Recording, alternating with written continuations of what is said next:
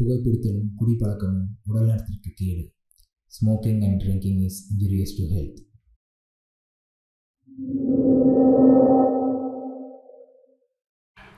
Hey guys, இன்றைக்கி நம்ம ரொம்ப வித்தியாசமான ஒரு அமானுஷ்யத்தை பற்றி தான் பார்க்க போகிறோம். அதுவும் நமக்கு விழுப்புரத்துலேருந்து ஒரு அக்கா ஃபோன் பண்ணாங்க. என்னோடய இன்ஸ்டாவில் கால் பண்ணாங்க. கால் பண்ணிட்டு அவங்களுக்கு நடந்த அந்த எக்ஸ்பீரியன்ஸ் என்கிட்ட ஷேர் பண்ணியிருக்காங்க. அதை பற்றி தான் நம்ம இன்றைக்கி இந்த வீடியோக்குள்ளே பார்க்க போகிறோம். வாங்க வீடியோக்குள்ளே போகலாம்.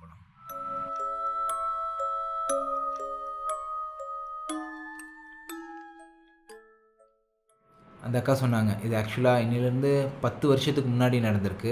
அவங்க விழுப்புரம் மாவட்டத்தை சேர்ந்தவங்க. ஒரு வீட்டிலேருந்து இன்னொரு வீட்டுக்கு குடிமாறி போயிருக்காங்க.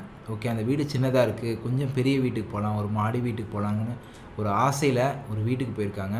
அந்த வீடு ரொம்ப நாளாக பூட்டி கிடந்திருக்கு. கீழ் ஃப்ளோரில் ஆள் இருக்காங்க, மேல் ஃப்ளோர் காலியாக இருக்குன்னு அங்கே குடி போயிருக்காங்க. ஹவுஸ் ஓனர் வீடு நல்ல வீடுங்க அப்படின்னு சொல்லி கொடுத்துருக்காங்க. வாடகைக்கு குடி போயிட்டாங்க. குடி போன நாள்லேருந்து அந்த அக்காவுக்கு உடம்பு சரியில்லாமல் போயிட்டே இருந்திருக்கு. எல்லா ஹாஸ்பிட்டல்லாம் போய் பார்த்துருக்காங்க. ஆனால் அவங்களுக்கு உடம்பு ரெடியே ஆகவே இல்லை. என்னடா இது இப்படியே இருக்குன்ட்டு. அதே மாதிரி வீட்டில் மத்தியான நேரம் யாருமே இல்லாட்டி அந்த அக்காவுக்கு உடம்பு ரொம்ப வலிக்குமாமா. யாரோ நம்மளை அடித்து போட்ட மாதிரி உடம்புலாம் வலிக்க ஆரம்பிச்சிருக்கு. அப்புறம் ஈவினிங் ஆகும்போது விளக்க போடுற நேரம் வந்தாலே ஐயோ ஏன்டா இருட்டாகுது அப்படின்னு அவங்களுக்கு மனசு ஒரு மாதிரி பதறுமாமா. ஏன் என்னன்னே தெரியாதாம்மா. நைட்டு நல்லா தூக்கம் வராதம்மா. அவங்க ஹஸ்பண்ட் வந்து ஒரு கவர்மெண்ட் பஸ்ஸில் கண்டக்டர் ஒர்க் பண்ணுறவர். அதாவது சென்னை டு திருப்பூர், மதுரை இந்த மாதிரி போகிற வண்டியில் ஒர்க் பண்ணுறாரு. ஸோ ஒரு நைட் டியூட்டி போயிட்டாருன்னா இந்த அக்கா குழந்தைங்க மட்டும்தான் இருப்பாங்க. இந்த அக்காவுக்கு ஆனால் ஒரு அன்ஈஸியான ஃபீலிங்காகவே இருக்குமாம்மா. யாரோ நம்மளை வாட்ச் பண்ணுறாங்க, யாரோ நம்ம கூடவே இருக்காங்கிற மாதிரி ஃபீல் ஆகிட்டே இருந்திருக்கு. இது அப்படியே நாட்கள் கடந்து போக போக ஒரு நாள் அந்த அக்கா என்ன பண்ணியிருக்காங்க, திடீர்னு நைட்டு தூக்கத்தில் முழிச்சிருக்காங்க. முழிச்சிட்டு பார்த்தா பெட்ரூம்லேருந்து அந்த கார்னரில் யாரோ நின்று இந்த அக்காவை பார்த்துட்டு, நான் உன்னை இங்கே நல்லா இருக்க விட மாட்டேன், நீ இவ்வளோ சந்தோஷமாலாம் இருக்கக்கூடாது, உன் குழந்தைகளை கொன்று உன் புருஷனை விட்டு போயிரு, இப்படி ரொம்ப நெகட்டிவ் வைப்பில் ஏதோ ஒரு ஆன்மா அந்த அக்காட்ட பேசியிருக்கு. இந்த அக்கா இது என்னடா யாரா பேசுகிறாங்கன்னு சொல்லிட்டு நல்லா கண்ணை தின்னுட்டு முழிச்சு பார்க்குறாங்க. பார்த்தா தூங்கிட்டு இருந்திருக்காங்க. அந்த அக்காவுக்கு சரியாக தட்டுப்படவே இல்லை, அது கனவா இல்லை நினைவான்னு. இப்படியே நாள் போகுது போகுது போகுது. அவங்களுக்கு நாளுக்கு நாள் வந்து கஷ்டம்தான் எச்சாயிட்ருக்கு.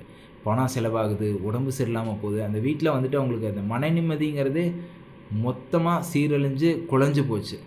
இவங்களோட வாழ்க்கை கேள்விக்குறியாகிற கண்டிஷனில் இருக்கும்போது அவங்க அம்மாட்ட போய் இதெல்லாம் சொல்கிறாங்க. சொன்னோன்னே அவங்க அம்மா என்ன சொல்கிறாங்கன்னா, உனக்கு அப்படிலாம் இருக்காதுமா, எதுவும் இருக்காது, நீ எதையோ போட்டு கற்பனை பண்ணிகிட்டு இருக்க, நான் வேணா அவங்க கூட வந்து இருக்கிறேன்னு சொல்கிறாங்க. உடனே அவங்களும் இவங்க கூட வந்து இருக்கிறாங்க. கூட வந்து இருந்தோடனே அவங்க அம்மாவுக்கும் அதே மாதிரி ஃபீல் ஆகுது. அவங்க அம்மா சொல்கிறாங்க, ஆமாம்மா இந்த வீட்டில் என்னமோ இருக்குது, நீ பக்கத்தெல்லாம் விசாரித்து பார்த்தா அந்த வீட்டுக்கு வந்து என்னையும் இல்லைம்மா வீடு நல்ல வீடாக இருந்துச்சு, அதாம்மா நான் பாட்டுக்கு வந்துட்டேன் அப்படின்னு சொல்லியிருக்காங்க.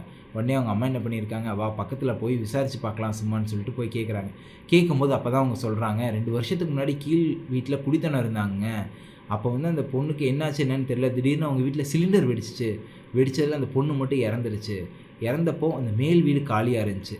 ஒரு வேளை அந்த இறந்த பொண்ணோட ஆன்மா தான் மேலே இருக்கும்னு நினைக்கிறேங்க. நாங்களுமே இங்கெல்லாம் பார்த்துருக்கோம். ஒரு சில நாள் நைட்டு உங்கள் வீட்டு மாடியில் யாரோ நடப்பாங்க, நாங்கள் நினச்சோம் நீங்கள் தான் யாரோ நடக்கிறீங்கன்னு.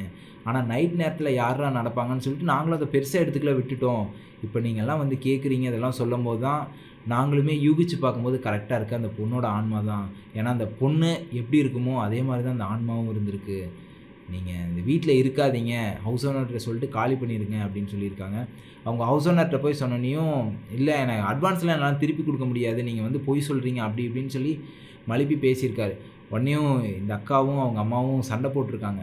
இதெல்லாம் நீ தெரிஞ்சு தான் விட்ருக்க, ஏன் எங்கள் வாழ்க்கையை அழிக்க பார்த்த அப்படின்னு சொல்லி சண்டை போடவும் அவங்க, இல்லைங்க எனக்கு அந்த மாதிரிலாம் நான் பார்த்துருக்கேன், சரி இருக்காது போயிருக்குன்னு நினச்சி தான் உங்களுக்கு வாடகை கூட்டேன், என்னை மன்னிச்சிருங்கன்னு சொல்லிட்டு அட்வான்ஸ் பணத்தை திருப்பி கொடுத்துருக்காங்க. அப்புறம் அந்த அக்கா அங்கேருந்து பயந்து காலி பண்ணி போயிட்டாங்க.